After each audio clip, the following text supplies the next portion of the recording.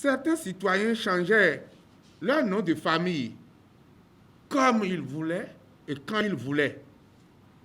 D'autres modifiaient leur âge en raison des intérêts qui se pointent. Mais les jours sont désormais comptés, sinon quasiment finis pour ces pratiques qualifiées de mauvais jeu. Ce n'était pas un jeu sérieux parce que le même citoyen a la possibilité, par exemple, de se faire établir sans carte nationale d'identité sur le territoire national dans la même semaine sans que le système ne puisse permettre de le détecter.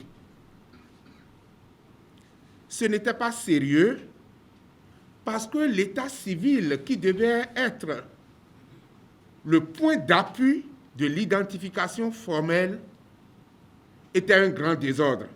Mais depuis 2017, à partir du vote de la loi portant identification des personnes physiques en République du Bénin, les choses ont commencé à changer progressivement. Dans un premier temps, une opération d'identification massive dont le but est de doter chaque citoyen du Bénin d'un numéro personnel. Une dynamique soutenue aujourd'hui par la Banque mondiale. Elle répond favorablement à la demande du Bénin de bénéficier du programme d'identification pour l'intégration et l'inclusion régionale en Afrique de l'Ouest, dénommé WURI. Et pour sa réussite, voici des parlementaires qui se l'approprient en vue d'une parfaite mobilisation sociale. Les thèmes qui feront l'objet de communication durant ces 3 jours de travail sont d'une importance capitale et ils permettront, je n'en doute un seul instant, aux députés de s'aguerrir davantage sur la stratégie de mobilisation réussie de WURI. Connaissant la qualité des communicateurs, je reste persuadé et je suis d'ores et déjà assuré qu'ils donneront la pleine mesure de leur savoir. Je saisis cette opportunité pour réitérer mes compliments au réseau des parlementaires béninois pour l'identification, pour l'initiative.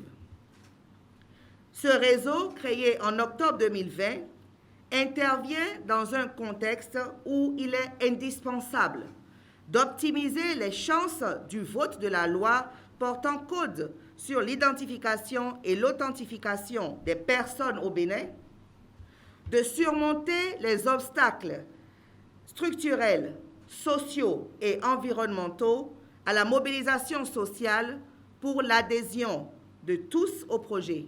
En sortant de cet atelier, ce réseau devrait disposer de son programme annuel d'activités élaboré. Signe de la confirmation de son engagement à contribuer au succès de ce projet, levier de meilleur développement socio-économique.